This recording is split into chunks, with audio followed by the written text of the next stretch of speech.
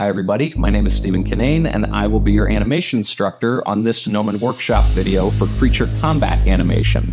I've worked in the film industry since 2016, and I'm a former Gnomon student myself, so I'm very familiar with these workshop videos, and I used to love watching them every time I was on campus, watching an expert going through all of these different techniques and different approaches each one would take to their various crafts. So I'm excited to contribute to that, and hopefully you'll get some valuable information out of this as well.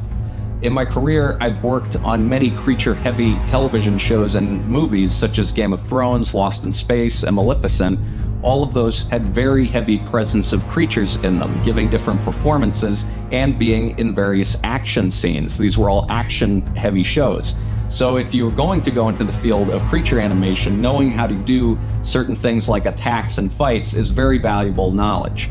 I'll walk you through some of my own personal approaches to these, as well as some neat techniques that I've picked up along the way, and hopefully, as you get further into your career, you can develop your own techniques as well. I'll be walking you through everything from fight choreography and storyboarding to blocking in your scene, and then finally, of course, polishing for a final result.